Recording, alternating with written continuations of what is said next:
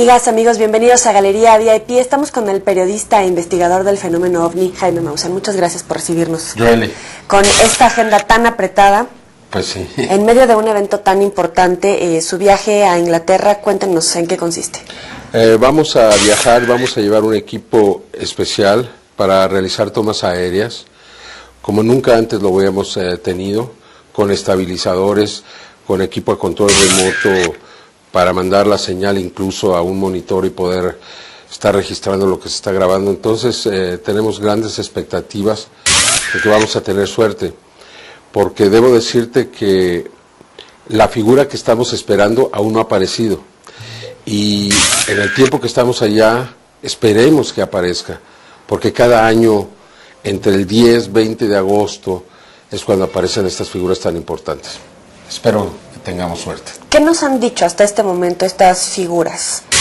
Que hay una inteligencia superior que quiere comunicarse con nosotros, que nos da mensajes, que nos advierte de peligros, que nos anticipa situaciones, incluso a veces celebra con nosotros eventos como podría ser el descenso del Curioso en Marte.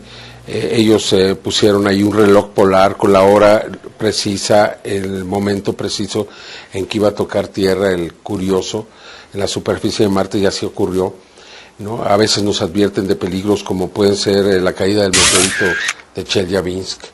Más de un año antes lo habían impreso, plasmado en un campo de cultivo, por cierto, y en esta ocasión en México, porque debo decirte que estas figuras aparecen en todo el mundo. Este año aparecieron muchas en Italia, en Checoslovaquia, en Rusia, en Holanda, de tal manera que no es solo Inglaterra, e incluso México, se han registrado ya aquí algunas figuras importantes, y una que anunció pues una tragedia, una catástrofe, que no fue más porque este meteorito fue destruido, y existen videos donde claramente podemos observar que un objeto viene desde atrás e impacta al meteorito, evitando que hubieran muerto quizá miles o cientos de miles de personas. ¿En dónde fue esta señal aquí en México? Sí, ocurrió aquí en Tlaparaloya, muy cerca, en el Estado de México, y fue algo verdaderamente espectacular. Ahora, esta línea de investigación sobre estos campos dice que están esperando un gran mensaje. ¿En qué podría consistir?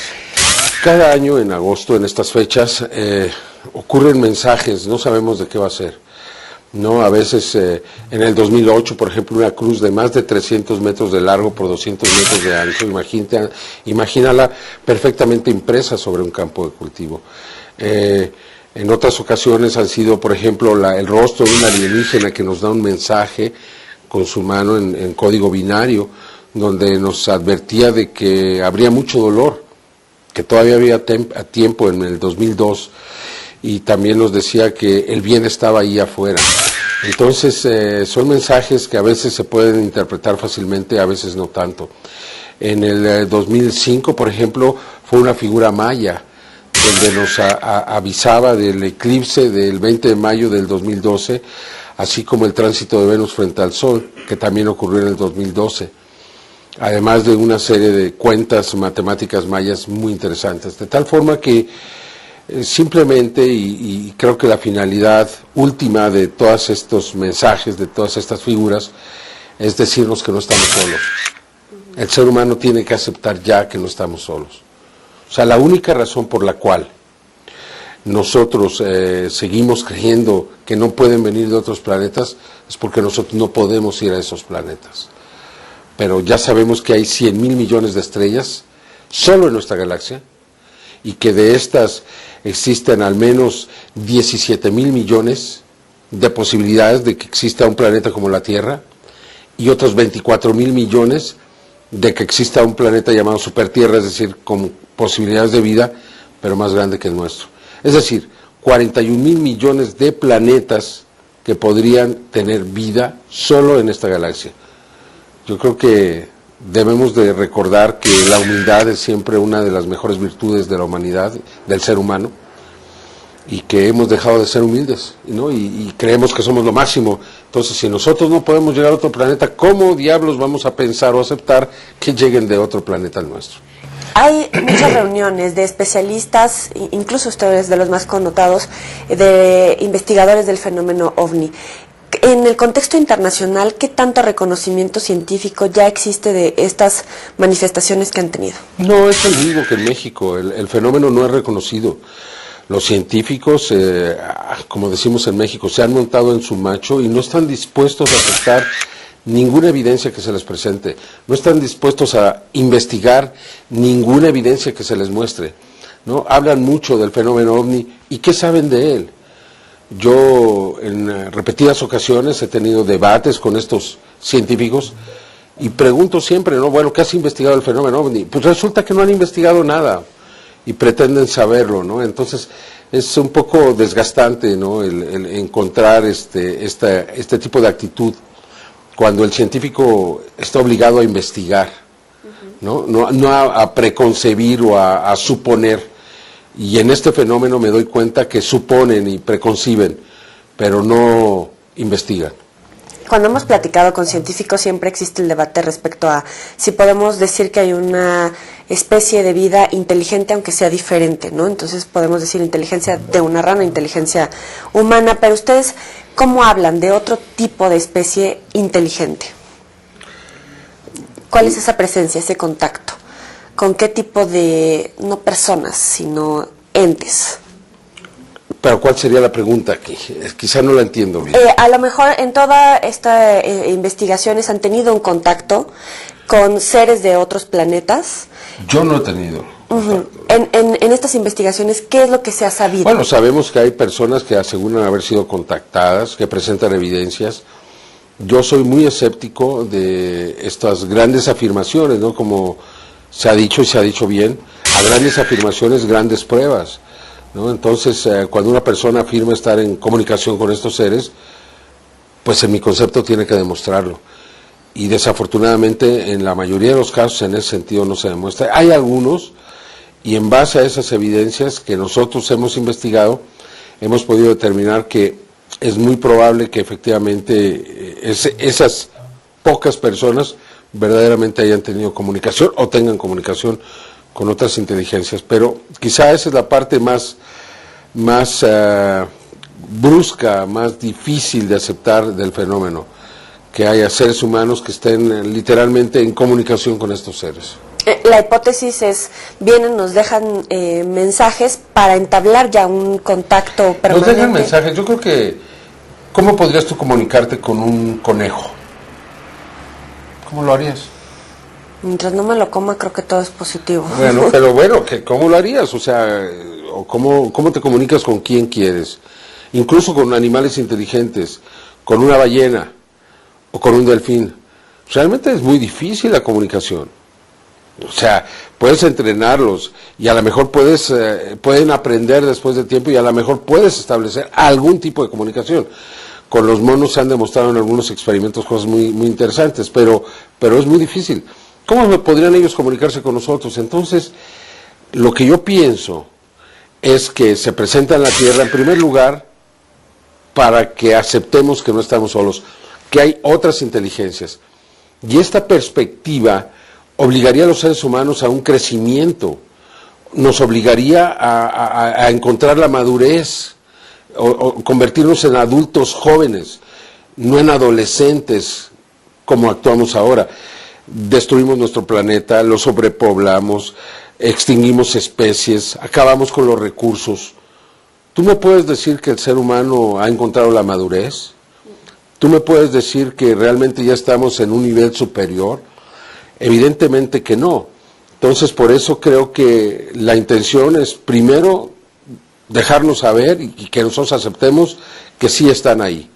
Y a partir de ese momento, quizá, como dice mi amigo Stan Romanek, con pasitos de bebé, ir estableciendo esta comunicación.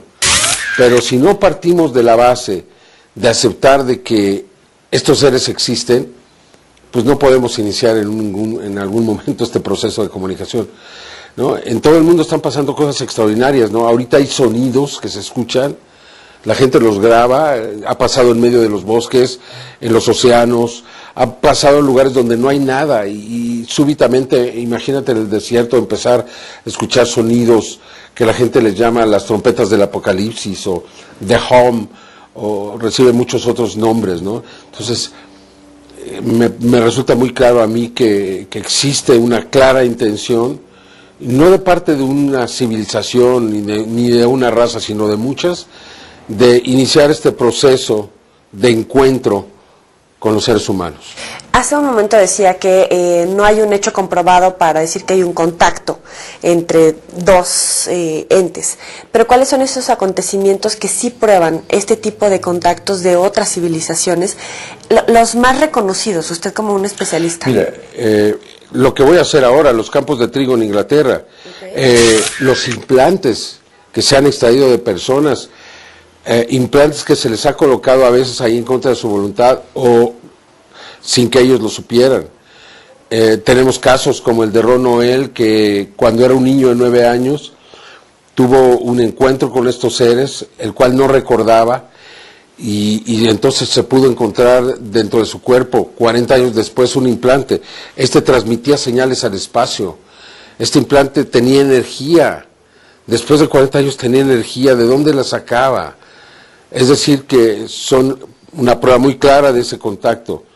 Creo que cuando yo te dije que no hay, que es muy difícil probarlo, no quiere decir que no existan algunos casos. Me parece a mí que el caso de Stan Romanek, me parece que el caso de Billy Mayer son casos que ofrecen suficientes evidencias como para considerar que estas personas sí han podido tener alguna comunicación. Billy Mayer presentó metales que fueron analizados, metales que se demostró en aquella época que no habían sido fabricados en la Tierra. Stan Romanek ha presentado una serie de evidencias verdaderamente extraordinarias. Nosotros incluso hemos sido testigos de algunos sucesos con Stan Romanek, absolutamente inexplicables para nosotros, pero son pocos, ¿no? Quiero decirte, no hay muchas personas que aseguran esto, pero son pocos. Ahora, me gustaría hablarte, si hay tiempo, de un caso verdadero de comunicación que se estableció con estas inteligencias. Sí, claro, adelante. El 16 de noviembre de 1974 se envió un mensaje a la constelación de Hércules, al cúmulo de estrellas M13. Ahí, a 22.800 años luz de distancia, les preguntábamos cuáles son los átomos básicos de la vida, cuál es la estructura del ADN, la química del ADN, y una serie de preguntas que fueron respondidas 27 años después. Para mí esa es una comunicación. Precisamente en Inglaterra apareció el mismo mensaje con las respuestas. Nos decían que tenemos los mismos átomos básicos de la vida: hidrógeno, nitrógeno, oxígeno, fósforo, carbono, silicio. Nos dicen que tienen la misma química del ADN. Nos dicen que tienen la misma estructura del ADN por un lado, y por el otro son híbridos, se han hecho híbridos. También nos dicen que su genoma es 1.048.000 secuencias de nucleótidos más grandes que el nuestro, es decir, al menos 1 millón de generaciones más antiguas, es decir, 20, 30 millones de años más que los seres humanos. Y nos dan una serie de informaciones que considero yo constituyen un verdadero contacto o comunicación con estas inteligencias. Le pedimos a la gente que nos escribiera sus preguntas y comentarios a través de las redes sociales, hay miles. En unos momentos más después de la pausa se las vamos a hacer, no le cambien.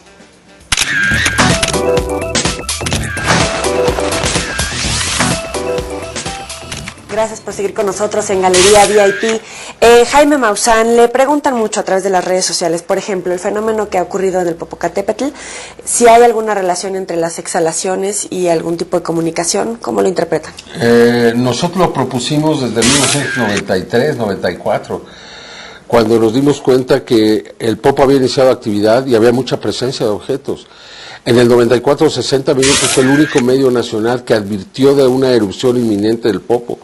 Y lo hicimos precisamente de esa forma, al registrar una cantidad de avistamientos inusual. Desde luego no lo dijimos, nos dimos cuenta que algo estaba por suceder. Así lo planteamos, fuimos muy cuestionados y finalmente se tuvo que aceptar que realmente habíamos dicho o habíamos pronosticado algo que iba a suceder. En este momento, ¿de qué podríamos hablar? De que hay una actividad intensa del volcán y que hay una presencia de objetos. en repetidas ocasiones, en el 2001 y luego en el 2012 y luego en el 2013, hay registros de objetos que se meten al cráter. Suena loco, lo sé. Suena increíble, lo sé. Pero las evidencias lo demuestran. Inclusive en la última ocasión, el 30 de mayo del 2013, 2 cámaras captaron al objeto metiéndose al cráter del volcán de manera simultánea. Una en Tlamacas y la otra en Alzomoni. No existe posibilidad de error. Entonces, híjole, ¿lo aceptarán nuestros científicos, nuestros vulcanólogos? Desde luego que no. Pero yo creo que o existe un interés científico por parte de estas inteligencias, o están controlando el volcán, o hay algo más que no sabemos, pero está ocurriendo. Fer de la Selva nos preguntaba, por ejemplo, la fecha del próximo contacto inminente a nivel internacional, ¿no? Me hago multimillonario sin dar anuncio, ¿no? ¿Cómo se presenta, por ejemplo, el acelerador de partículas, el bosón de Higgs? ¿Qué oportunidades de nuevos descubrimientos o nuevos avances en esta comunicación podría dar? No, desde luego, yo creo que el ser humano está en el camino, si no nos destruimos antes, de lograr superar los obstáculos para viajar a otras estrellas. O sea, es cuestión de tiempo, de esfuerzo y de que logremos la sustentabilidad. Para mí es el más grande reto. Hay 2. Uno es evitar la extensión de todas las formas de vida que nos acompañan, que ya basta de lo que estamos haciendo. Y la otra es de que, pues, realmente logremos ser sustentables y no afectar al planeta más, no tomar sus recursos, sino por el contrario, enriquecerlo. Usted tiene una larga trayectoria como periodista en diversos medios de comunicación escritos en la televisión, muchos reconocimientos, sobre todo por sus reportajes en materia ambiental, y quisiera detenerme un poco en esto. ¿Cómo explicarle a la gente la importancia, más allá del contacto OVNI, la importancia de cuidar los recursos naturales, etcétera? Pues la vida, el futuro, que nuestros hijos van a vivir otro mundo. Simplemente, yo te puedo decir que la Ciudad de México está viviendo la crónica de una muerte anunciada. Y esta ciudad va a morir por la falta de agua. Se están agotando los pozos. Este año no está lloviendo, en mi concepto, lo suficiente. Si no se logran realmente tener todos los recursos, toda el agua necesaria, vamos a empezar a padecer. Recuerda que ya otras civilizaciones, los teotihuacanos, los mayas y otros han padecido estas sequías. Es un territorio que eventualmente enfrenta situaciones terribles, donde está la República Mexicana. Entonces, yo creo que tenemos que hacer algo por evitar la muerte de la Ciudad de México y también la de nuestro planeta, ¿no? Lo más importante es que estamos generando una extinción masiva de muchas especies. Eso es irreversible. La especie que se va no regresa. Entonces, creo que es muy importante que consideremos que la vida es lo más valioso que tenemos. La vida no nomás de nosotros, sino de todo nuestro entorno. En este proceso periodístico tan destacado, ¿cómo es su primer contacto con el tema y el fenómeno OVNI? El caso de Billy Meier en Suiza me sorprendió porque había muchas películas, había un video, muchas fotografías, testimonios, sonidos y análisis de partes físicas, lo cual me convenció de que se trataba de un caso auténtico. A partir de ahí, luego vendrían los programas de Nino Canún y esto pues de alguna manera me llevaría, o el público mexicano me llevaría a especializarme en el tema, lo cual no quiere decir que no me importe el medio ambiente y no me importen realmente los temas que pues durante tanto tiempo me caracterizaron en programas como 60 Minutos. Si yo tuviera la oportunidad de seguir haciendo 60 Minutos, lo haría. Yo nunca dejé 60 Minutos. Tercer Milenio, tanto el programa como el canal de televisión es muy seguido por miles de personas. ¿Qué es lo que más le preguntan, lo que más le demandan, la inquietud de la gente? No, pues realmente que se presenten el mayor número de evidencias, lo que está pasando en todo el mundo. Las personas lo que más quieren ver son imágenes de seres extraterrestres, pero yo tengo que ser muy precavido. Todo lo que presentemos debemos de creer nosotros que es verdadero. Y para que eso ocurra cuando se trata muy especialmente de imágenes de seres extraterrestres, es difícil, es complicado. Tenemos que investigarlo y confirmarlo para poderlo presentar. Pero la gente lo que desea es ya un contacto, ya, saber las cosas, ya, que no tarden más, que se presenten, que bajen, que estén entre nosotros, ¿no? Esa es la realidad que vive el público, al menos aquí en México. También mucha gente de repente dice, no, son mentiras, son engaños, son montajes. ¿Usted qué le dice? Pues que no investigan, que dicen lo más fácil, ¿no? Aquellos que investigamos sabemos que hay mucho de verdad, quizá no todo sea verdad, y quizá logren filtrarse algunos fraudes o algunas verdades imprecisas. Sin embargo, yo te puedo asegurar que más del 80 o 90% de todos los casos que hemos presentado están perfectamente sustentados y son verdaderos. Yo no tengo ninguna duda, el tiempo lo va a demostrar, el tiempo va a demostrar realmente quién estaba diciendo la verdad. Y nosotros, que somos un equipo de profesionales, somos más de 40 personas trabajando en el tema, no nos damos coba ni nos damos palmadas en la espalda. Sabemos que esto es verdadero y que esto es muy importante. Dentro de los contenidos de Tercer Milenio, por ejemplo, hay un reportaje sobre Tepoztlán como punto de contacto, los ovnis en la luna. ¿Qué nos puede compartir? Pues que efectivamente, que aparentemente podría haber una base en la luna. Tenemos videos muy buenos, ¿sabes?, de decenas de objetos en la luna, saliendo o regresando, o irse a la cara oscura de la luna, ¿no? Tepoztlán, hicimos una vigilancia ahí y encontramos una serie de puntos luminosos con cámaras especiales sobre las montañas. Y en esos puntos luminosos se veía como a veces salieron algunos objetos, especialmente uno que se fue a una gran velocidad. Absolutamente inexplicable que en una pared con una cámara especial puedas ver un punto luminoso en medio y que quites la cámara y no lo veas. Algo verdaderamente sorprendente. Tepoztlán es un verdadero enigma, mucho más de lo que yo creía. Yo creía que nada más era una leyenda, pero no. Hay mucho que se encierra ahí. ¿Algunos otros puntos en la República? El Popocatépetl, sin duda alguna.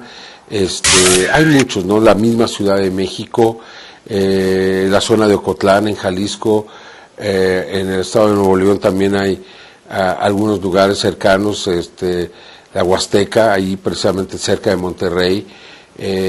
Hay muchos sitios, ¿no? Las zonas prehispánicas, las zonas de ruinas, también son de frecuentes avistamientos, ¿no? Las zonas montañosas, las sierras. Hay muchos lugares, o sea, y hay también tiempos, hay momentos en que el fenómeno se presenta en una parte o en otra. Si usted tuviera la oportunidad de tener este primer contacto con un extraterrestre, ¿de qué le hablaría de la humanidad? No, yo le pediría que me dijera cómo sobrevivió, cómo logró, porque seguramente que pasaron por momentos tan difíciles como el que tiene la humanidad ahorita. Y entonces, ¿cómo lograron superar ese momento? Para mí eso sería lo más importante, porque el ser humano va a tener la oportunidad de viajar a otros planetas y darse cuenta lo equivocado que estaba. Pero desafortunadamente, si no corregimos el camino antes, podría terminarse. Nuestra civilización es más frágil de lo que creemos. O sea, en cuestión de horas, en Los Ángeles en el 92, esa ciudad se convirtió en un verdadero infierno y sus habitantes peleaban unos contra otros, lo cual demuestra que es muy frágil el equilibrio, ¿no?, social, y por ello a mí me parece que estamos en un peligro muy, muy grande. Mira, está pasando un fenómeno que podría cambiar simplemente la historia de la humanidad. Las abejas están muriendo y no sabemos por qué. Si las abejas desaparecen de este planeta, se acabó la polinización, se reducirán los alimentos y no sabemos lo que va a ser un mundo sin abejas. Es por darte un ejemplo de los muchos que van a ocurrir. El ser humano desafortunadamente no ha sabido prevenir o no ha sabido encontrar los límites a sus acciones, ¿no? O sea, una ciudad de 20 o 20 y tantos millones de habitantes como esta es impensable, es increíble, es inaceptable. Y sin embargo aquí está, por cual demuestra que nuestros errores desafortunadamente podrían costarnos el equilibrio del futuro de la humanidad, de nuestros hijos, de nuestros nietos, ¿no? El señor Millán pregunta, no sé si se pronuncia así, sobre el fenómeno de los EVEs, ¿por qué casi no se habla del tema? No, son los Extraterrestrial Biological Entity, EBI.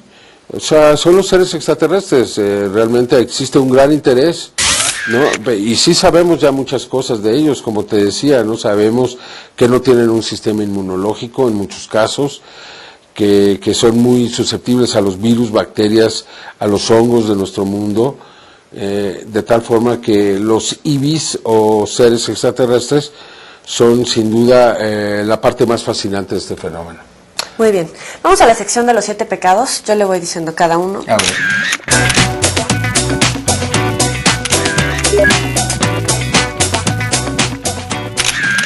Diviértase. Me voy a divertir. Gula. Gula, mariscos. Lujuria. Una mujer bonita. Pereza. No tengo, desafortunadamente, ni tiempo. Soberbia. Sentir que hemos cumplido. Avaricia. Querer más y más, pero no riqueza, sino materiales, y poder demostrar que lo que decimos es verdad. Envidia. Envidia a los que viven tranquilos, yo creo. A los que sí. Ira. A la ignorancia. ¿Qué le falta por hacer? Dejar un mundo mejor.